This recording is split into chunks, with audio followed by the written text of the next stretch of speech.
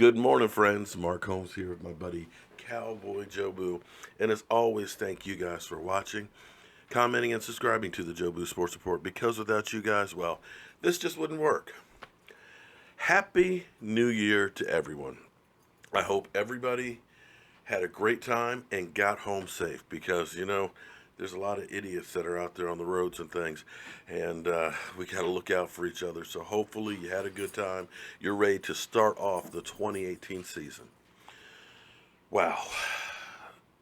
It seems like the season just went by in the blink of an eye, and it's gone. But you know what? I'm not going to be sad today. I'm not going to be upset about the 2017 season because the reality is there is nothing we can do to change what happened. We ended up 9-7. I thought we'd end up 10-6. That was my prediction at the beginning of the year.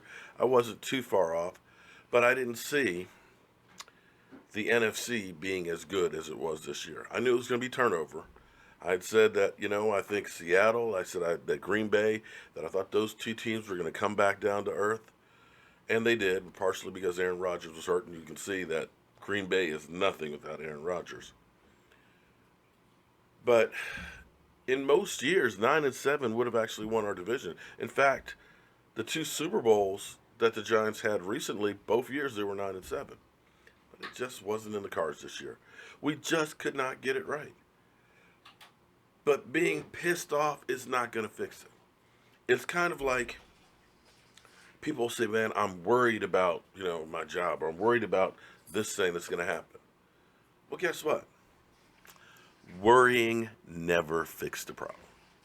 In fact, worrying will make a problem even worse because it'll get you all twisted up, tied up in the knots, get your head. You can't focus because you're worried about it not succeeding. The best thing you can do is understand what the problem is, come up with your best plan to fix that problem, and try to enact it. And if that plan doesn't work, go through and create another one. Worrying isn't part of the process. So, what happened to us happened to a lot of teams. Take a look around the NFC. Not a single division winner from last year won this year. In fact, most of them didn't make the playoffs because fans in Green Bay right now who were in playoffs last year like we were, they're upset. They got hope because they know they have Aaron Rodgers coming back, but fans of Seattle, they're upset and they're about to blow up their defense because they paid too much money right now for them. They've got to start all over and rebuild.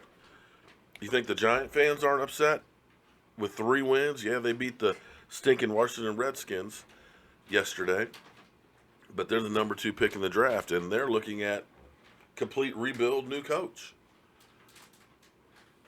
Miami Dolphins, they were in the playoffs last year. They're not. So it's kind of what you have to expect. There's been no repeat division winner in the NFC East since the Eagles did it in 2003, 2004, and that's a fact. But when you look at the cycles, typically what happens is you have a good year, then you play that first place schedule, people steal your good players, then you have a bad year. Then hopefully the next year you have a good year. So we're looking at next year being a better year. We've got a lot of work to do. We're going to lose some players. We're going to bring in some new ones. We're going to be drafting. So what we're going to start doing is a series that I wish I didn't need to do again. I did this one years ago. In fact, I used to write a blog about it, and it's called Fixing the Boys. How can we fix the Dallas Cowboys? How can we come up with a new plan? I know Jerry's not going to listen to me, but as fans, we can at least analyze it and think, hey, what are the possibilities? Who's a guy who's worth keeping? Who's a guy we should let go for some cap space? Because in the end, football now, it's not like during the 90s where you could just pay and stockpile players. It's not. That cap, you got to deal with it. And you got to pay 53 guys with that money. You pay too much to this guy, well, your talent over here starts to go down. You don't get a really good guy over here, Maybe you don't have a game changer. So it's a delicate dance. But I don't believe that we're really that far off. I have a lot of hope when I see some of the rookies that have started to come on towards the end of the year, some of the veterans that we have enough pieces to work with. The body is okay. The question will be, is the mind? And we'll be dealing with that stuff as well. Now, tonight, we'll be doing our second drawing for the Charles Haley autographed Jobu t-shirt for this week. I won't actually be here doing my show. I will be doing my show remotely. I'm about to catch a plane in another 2 hours and do some work with United Way and stuff that I think will be really, really cool. In fact, it's going to be hard doing some of it because when I do what I have to do tomorrow, it's going to be one of those things. What if? What if we had made one move? But hey, I digress.